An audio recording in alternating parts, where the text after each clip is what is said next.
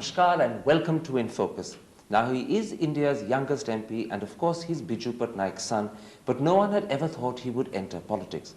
However, now that he's taken the plunge, what made him do it? How has it changed his attitudes and opinions, and what does the future hold? Here to shed light on those questions is India's youngest MP, Janata Dal's Naveen Patnaik. Mr. Patnaik, what made you at the age of 50 suddenly take up politics? I think 50 is a good age to enter politics. You're mature then, hopefully there's some wisdom there, there's some experience there. So, and in my profession, as you know, I've been a writer, Karan. And in my profession, it's the job of a writer, as you know, to feel the pulse, to keep his ear to the ground and feel the pulse of the people. Also, a writer, when he does books, has to do a great deal of research, and research makes you get to the root of a problem. So in a sense, politics is a continuation of writing by another name. It's not writing by another name, but you can adapt to that new profession with a lot of assets from your old one. Was this always a lurking ambition? After all, you do come from a political family. Not a lurking ambition, certainly not. But it must have been there in this subconscious, because when I went campaigning, I took to it like a duck to water. But did you find yourself propelled by circumstances, your father's death, or had you always said to yourself, one day I'll do it, and then the opportunity came? Never did I say one day, never did I think that one day I'll do it.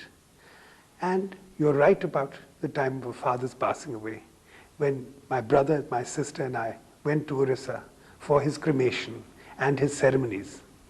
Wherever we went, the people said, please, one of you, remain in Odisha. Please enter politics. Your father gave us courage, he gave us hope. But before you ever entered politics, was there a moment when you had second thoughts, when there was hesitation, doubt? You mean this time, as I've got into politics? Yeah.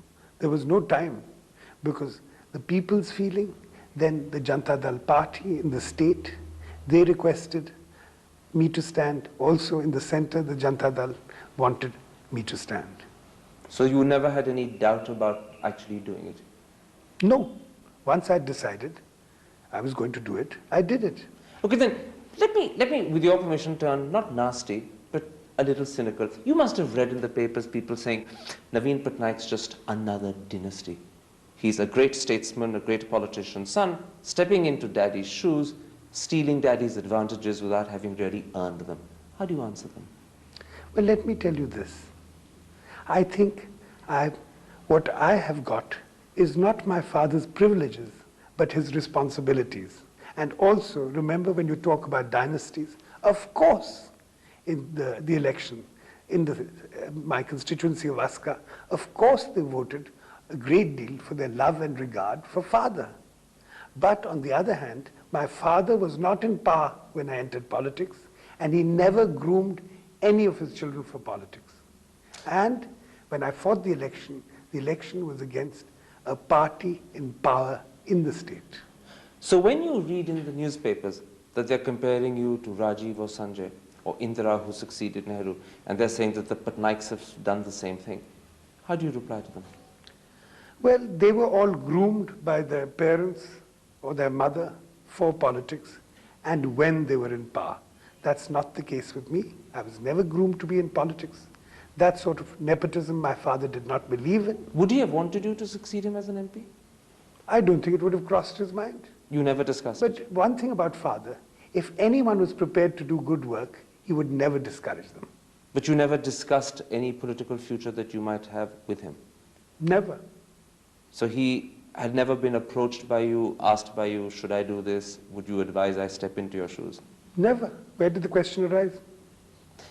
Let me push this a little. People in Delhi often tend to have an attitude towards politicians. They tend to say that this is a contemptuous profession. These are people who equivocate with morality. Did you ever share that attitude before you became an MP? No, because I have to say something, Karan, that naturally from birth, one has seen freedom fighters, prime ministers, politicians of every ilk going to father's side of the house. I mean, you know, going to his rooms, to his office, etc. And I've seen them. And they're like politics is like any profession. There are good people in it, there are bad people in it, and there are indifferent people in it. like in any profession, indeed in yours too, the media. But was there not a time when perhaps you saw or you recognized more of the bad, and is there not a case now to say that suddenly you've become more aware of the good? Listen, I never thought, as I repeat to you, I never thought that they were all bad. Never. Why should I? Did you ever, as many people in Delhi do, criticize the Gandhis for having succeeded one after another into the prime ministership? Many, yes. So you did criticize them for that? But I haven't become the prime minister. No, but would you say there's an element then perhaps of hypocrisy in the fact that you've succeeded your father, they succeeded their mother and their father? No, I don't see it as hypocrisy. I think, as I'll repeat again, that anyone who goes in with a clean heart and is prepared to do work for his constituents, that's the primary thing, isn't it? Not any kind of calculation, because this was not manipulated or calculated. I plunged into it. So as you put it, the proof of the pudding is in the sincerity of purpose you bring to the job. The work that I can do for my constituency, for the people of my constituency, that those results will prove what it is, isn't it? There's no doubt about the fact that in a very real sense, you are a fresh breath of air. You're a new entrant into the whole thing. What would you then say are the qualities, the virtues that you bring to politics? Because I'm there to absorb the problems of my constituency. May I speak about my constituency for a moment? Of course. There's a tremendous water shortage there. There have been very bad rainfall for 2 years. Drinking water is scarce. Water for irrigation is virtually non-existent. And this, for farmers, my constituency is almost completely rural. There's some small towns, but 80% of it approximately you would consider as rural.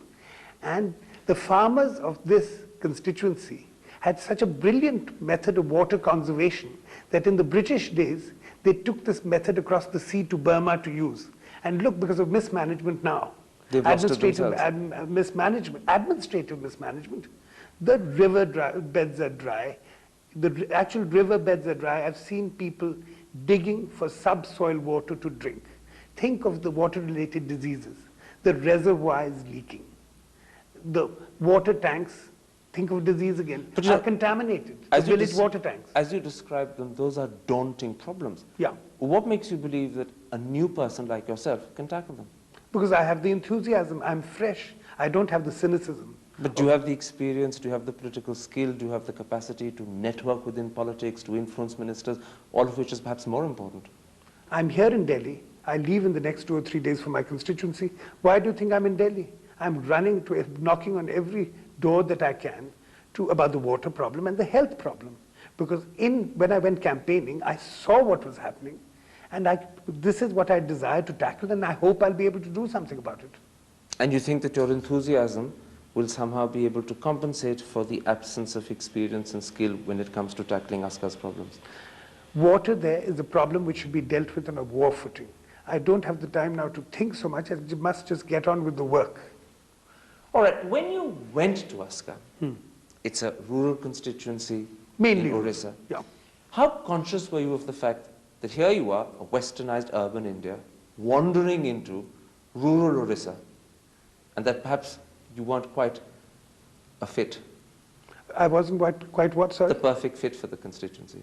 Look, fit or no fit, I keep saying something has to be done, and I'm prepared to do it, to work for it. You know, that's a wonderful phrase, something has to be done. Edward VIII used to use it when he went and visited the coal mines, and it was parodied when he used it. You're not a little worried that you might sound as if you're parodying him?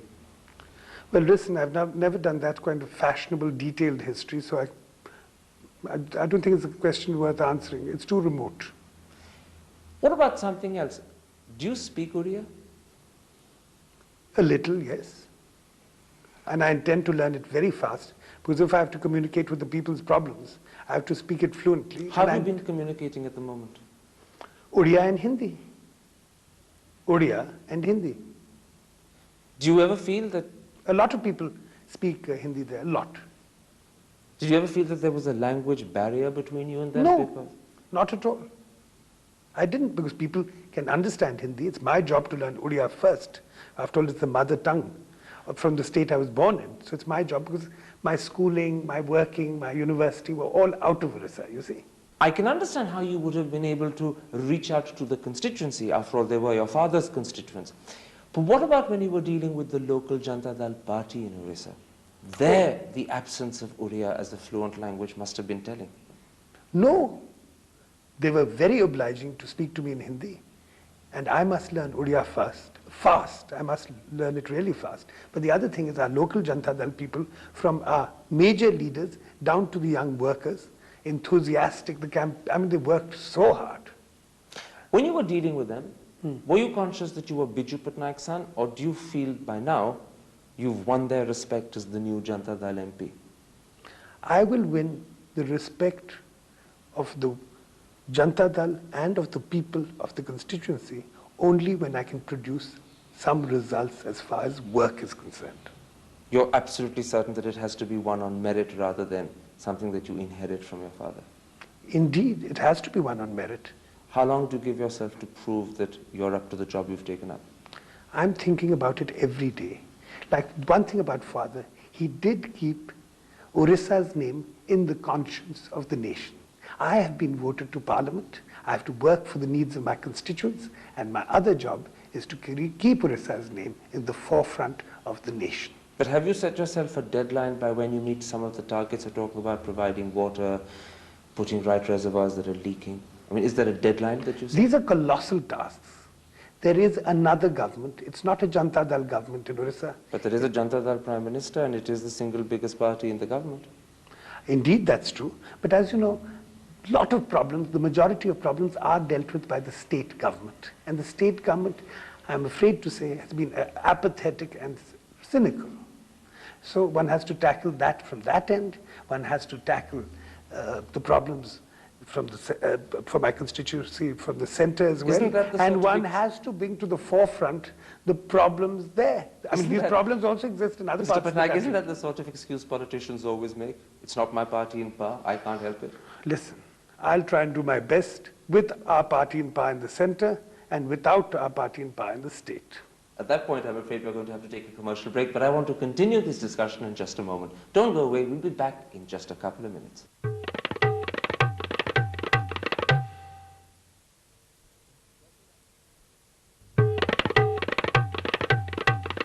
Welcome back to part 2 of our interview with India's newest MP, Naveen Patnaik. Mr. Patnaik, let's talk a little bit about your party, the Janata Dal.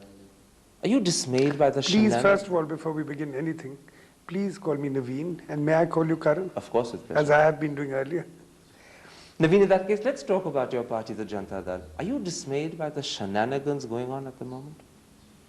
Look, I think a coalition is a very natural mirror of India. You know, coalition governments is a very natural image of India. Forgive me, but I'm talking about the Janata Dal, not the UF.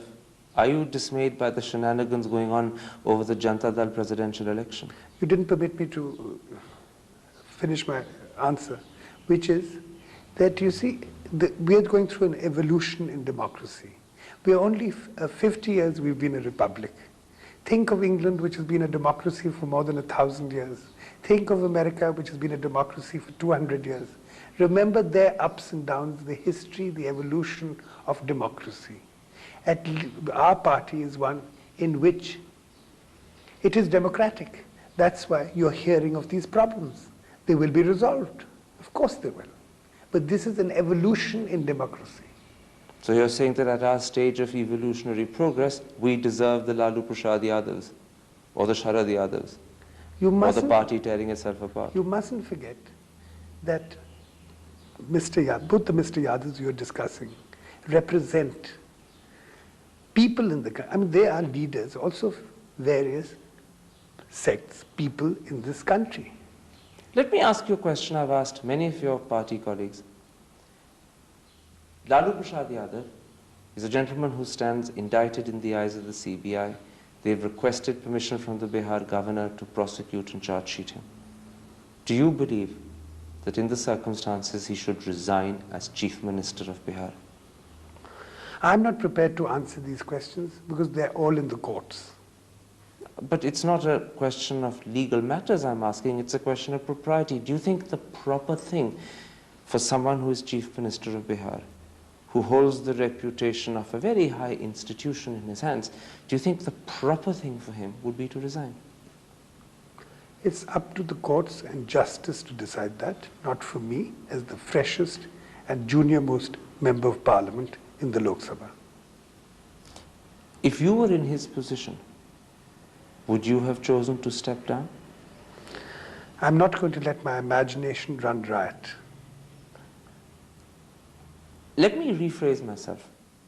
What I'm trying to find out is what your attitude is, not to the legal issue of whether he's guilty or not, but to the simple moral question: how should a leader who is indicted behave?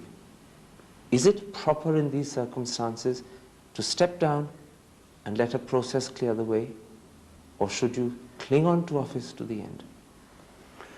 I don't want to discuss Mr. Lalu Prasad Yadav, but when you ask a question in general, people must always do good, never bad. Interpret that for me. What do you mean by good? Well, you know what good is. Does that mean stepping down to allow a process to clear the way? I don't know enough about it, so you mustn't ask me that question. I give you a general answer, that people must always, when you are elected to office, you must always try and do good for the people you elected for in the most just, honest way. You must serve them, you must do service for them. When you're elected to office, it's not that you're suddenly in a position of power. You should always act as a servant of the people. That's why you're elected to office. Last week, Mr. Yadav gave an interview to InFocus. And in the interview, he said that even if he was charge-sheeted, he would not step down. Now, Mr. Yadav also happens to be president of your party. Do you think that's a right and proper attitude for the president of your party to have? I'm afraid I haven't seen that program, so I can't reply to that question. Let me then phrase it differently. Do you aspire to the morals of an earlier age of Indian politicians and politics, as perhaps exampled by your father? Of course I do. To me, the people who I admire and more than admire, whom I respect, whom I'm awe-stricken by, is Mahatma Gandhi, Tagore, Sarojini Naidu. Of course, we were all inspired by thoughts of them, by their work, their thoughts. And what about people like Lal Bahadur Shastri?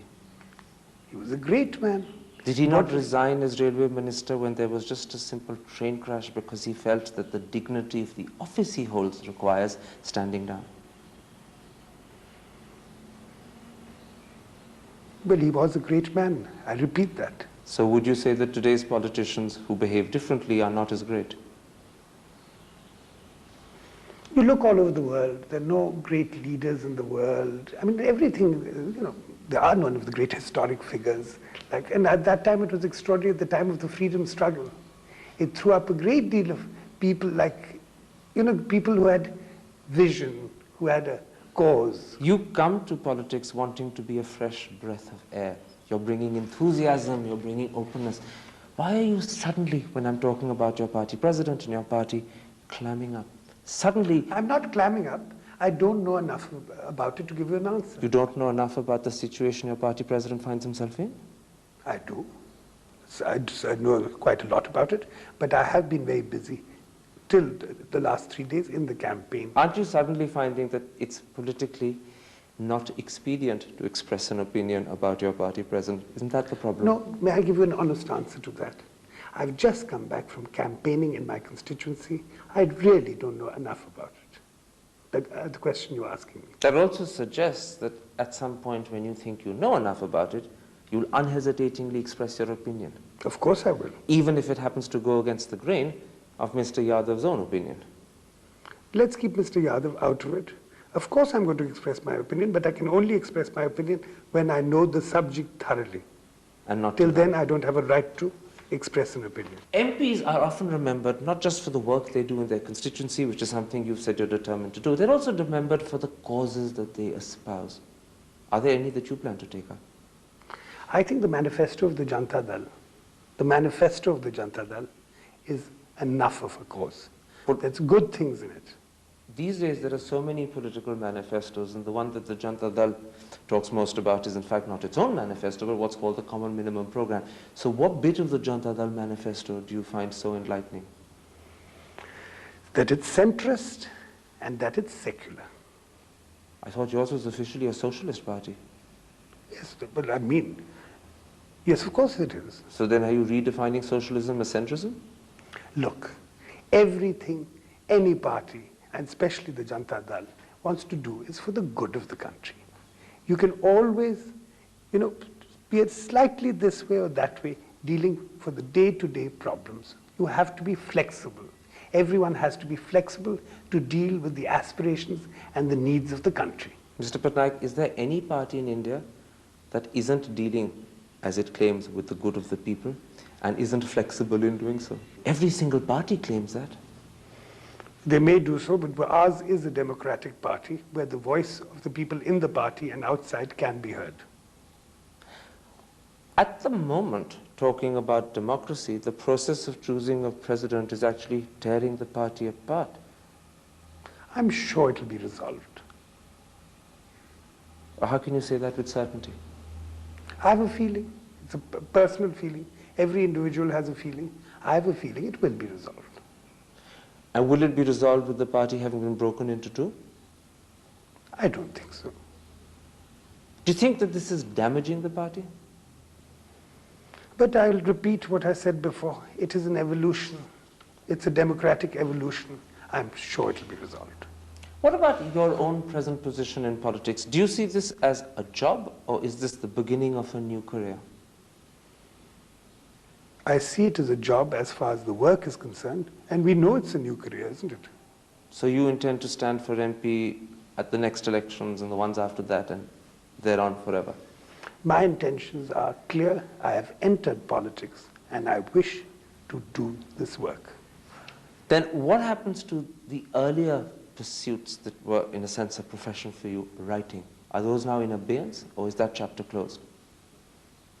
When I get the time, and I hope I do, I may not. Of course, I'm going to continue with my profession of writing. Do you aspire to be a minister? I think everyone in politics aspires to be a minister.